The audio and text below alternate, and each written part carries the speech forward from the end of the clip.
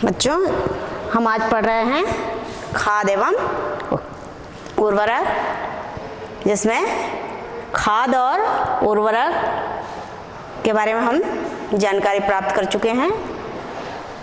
खाद जो है पेड़ पौधे और जीव जंतुओं के अवशेष से बनाया जाता है, जबकि उर्वरक किससे बनाया जाता है? रासायनिक पदार्थों से बनाया जाता है। तो उसी में से खाद का एक प्रकार है, वो है सांद्रित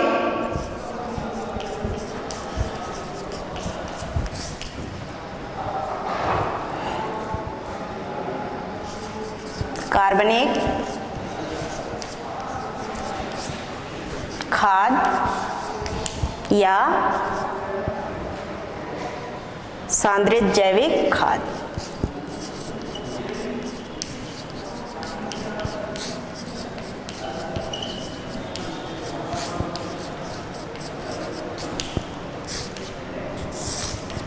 ये सांद्रित कार्बनिक खाद या सांद्रित जैविक खाद जो है जीव जंतुओं से बनाया जाता है और इसमें बहुत अधिक मात्रा में कार्बनिक पदार्थ जो है पाए जाते हैं, इसलिए इन्हें सांद्रित कार्बनिक खाद या सांद्रित जैविक खाद कहा जाता है।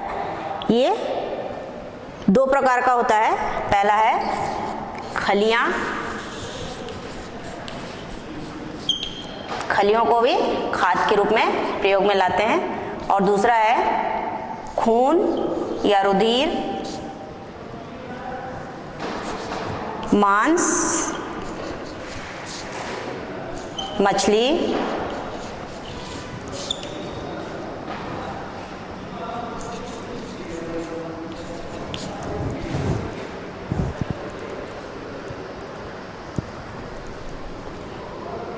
खून, मांस, मछली की खाद।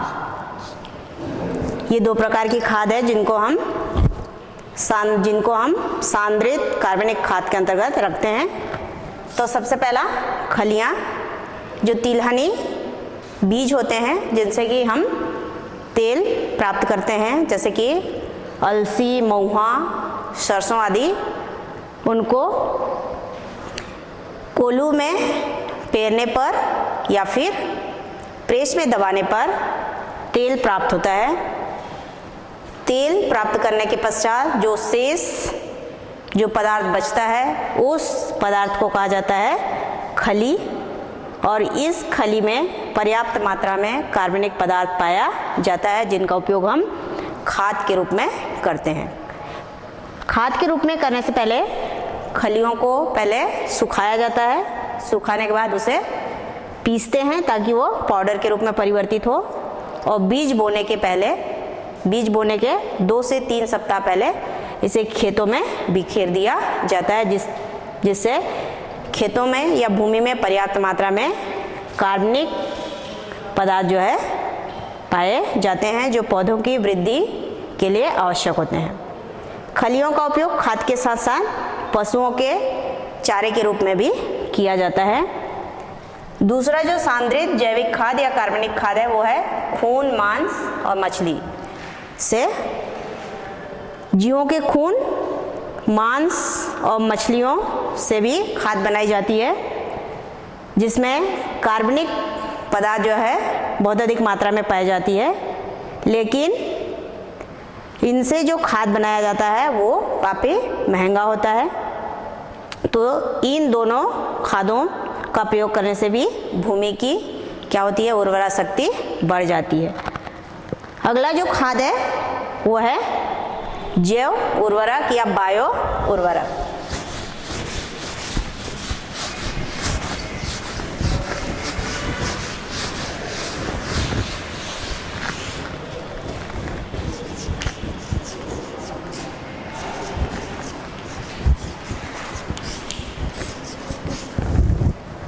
जैव उर्वरक सूक्ष्म जीवों के द्वारा तैयार किया जाता है या सूक्ष्म जीवों के द्वारा बनाया जाता है।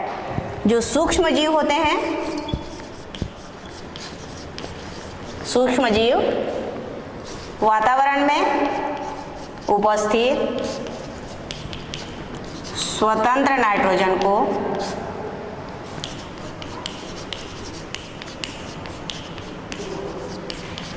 नाइट्रोजन के यौगिकों में परिवर्तन करते हैं।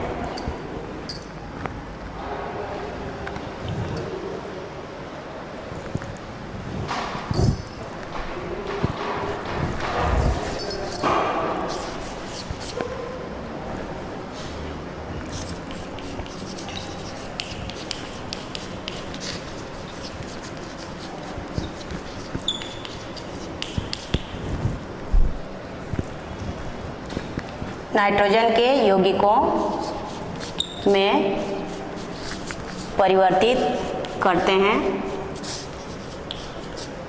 तथा स्वतंत्र नाइट्रोजन को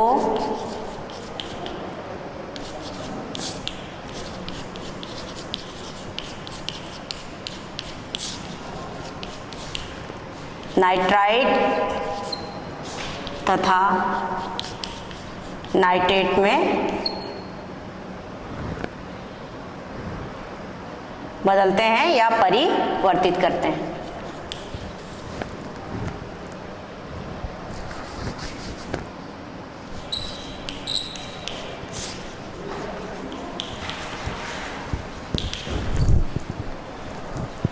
जो वर्षा के जल के साथ भूमि में आते हैं, जो नाइट्राइट हुआ और नाइट्रेट, ये दोनों वर्षा के जल के साथ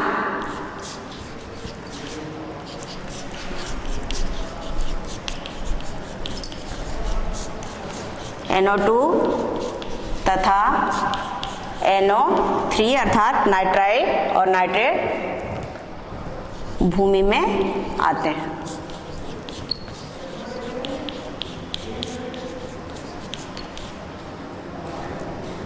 जिन्हें